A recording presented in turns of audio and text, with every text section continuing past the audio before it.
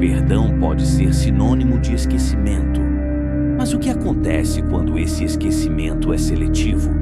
Quando criminosos são anistiados e cidadãos silenciados? Esta é a história que ninguém teve coragem de contar por completo. A verdade por trás da anistia.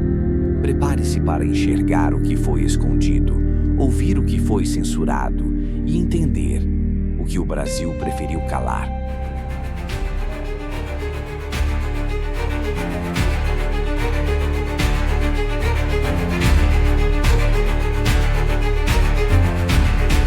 O lado sombrio da anistia no Brasil.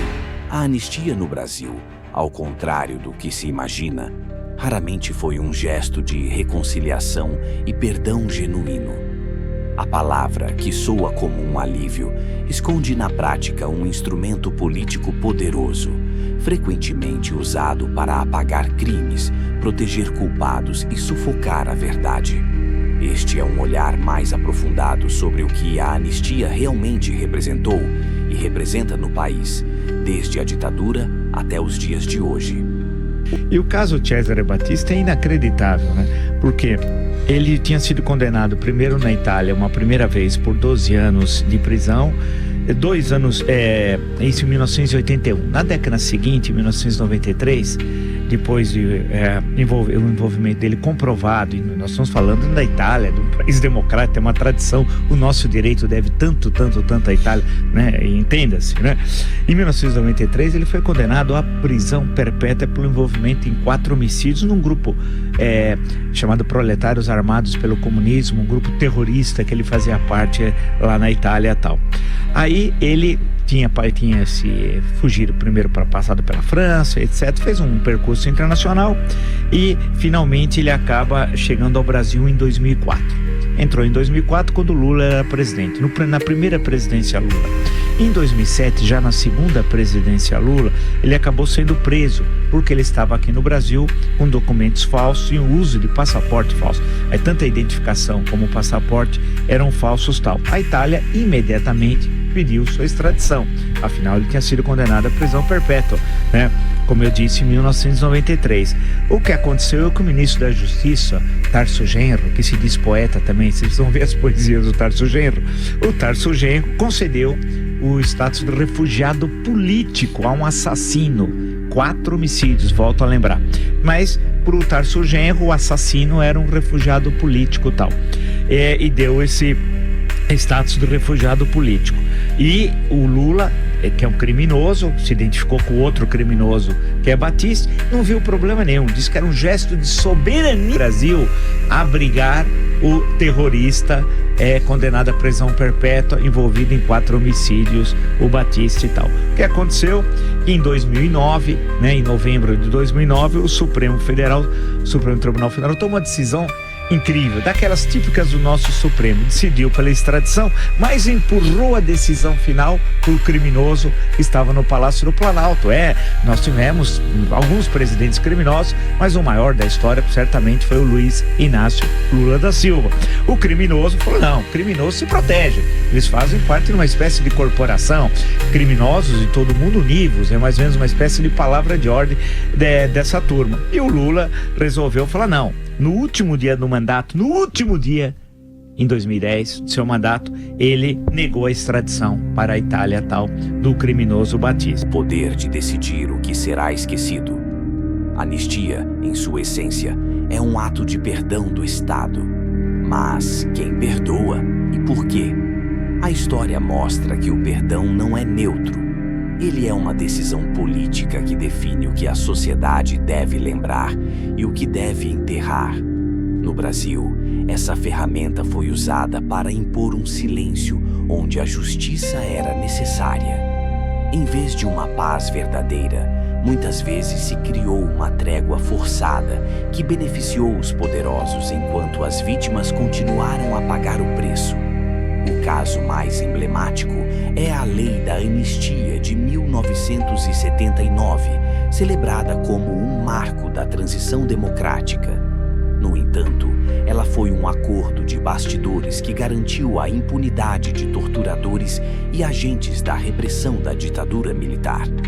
O perdão mútuo incluído na lei foi uma forma de garantir que ninguém fosse responsabilizado pelos crimes cometidos pelo regime. A anistia não se tornou um ato de grandeza, mas um pacto de silêncio que perpetuou a impunidade. A liberdade de expressão sob ataque. A anistia revela um paradoxo assustador. Enquanto alguns criminosos são perdoados, cidadãos comuns são perseguidos por expressar suas opiniões. Jornalistas, ativistas e críticos do governo enfrentam um cenário de perseguição judicial, censura e até prisão. A liberdade de expressão, pilar de qualquer democracia, transformou-se em um risco. O uso do poder judicial para silenciar vozes dissidentes é alarmante. Decisões judiciais têm se tornado ferramentas de controle ideológico, com inquéritos que parecem não ter fim, censura prévia, bloqueio de redes sociais e prisões arbitrárias. Quando o poder de punir seletivamente se junta a um histórico de anistias que protegem o poder, a democracia se enfraquece. O sistema legal, que deveria proteger os cidadãos, é usado para calar aqueles que ousam questionar as autoridades, criando um ambiente de medo e autocensura. O caso Cesare Battisti, o perdão cúmplice. O caso do terrorista italiano Cesare Battisti é um dos exemplos mais gritantes do uso político da anistia. Condenado por assassinatos na Itália, Battisti foi acolhido no Brasil como perseguido político e anistiado por uma decisão política que ignorou as suas vítimas e a justiça italiana. Um criminoso com sangue nas mãos foi transformado em refugiado político por pura conveniência ideológica. Esse episódio escancarou o uso da anistia como um escudo para proteger criminosos que se alinham a determinados interesses políticos. É uma forma de justiça seletiva, enquanto brasileiros honestos são punidos por defender suas ideias. Um forasteiro com um passado violento recebe proteção do Estado. O caso de Battisti expôs a fragilidade da nossa justiça e a facilidade com que o perdão pode ser manipulado, tornando-se cúmplice da impunidade. O ciclo da impunidade continua. O espírito de impunidade que nasceu na anistia de 1979 segue vivo. Hoje, a anistia é aplicada a outros crimes eleitorais, fiscais, ambientais. Vemos o perdão sendo concedido a políticos, empresários e outros poderosos, enquanto pequenos erros de cidadãos comuns são punidos com rigor. A anistia se transformou em uma moeda de troca, uma ferramenta para negociar privilégios e manter o status quo. Esse ciclo vicioso envia uma mensagem perigosa à sociedade. O crime compensa, desde que você esteja no lado certo do poder. A anistia, que deveria ser um gesto de reconstrução e reconciliação, se tornou um golpe frio contra a esperança de justiça e igualdade. Para que o Brasil avance, é fundamental que a história da anistia seja contada por completo, sem meias palavras, para que possamos entender o preço que pagamos ao esquecer os crimes de alguns em nome de uma paz que nunca se concretizou. É possível construir uma sociedade mais justa sem anistiar crimes e proteger criminosos? A história do Brasil parece nos dizer que sim. O verdadeiro perdão e a reconciliação só são possíveis com a verdade e a justiça.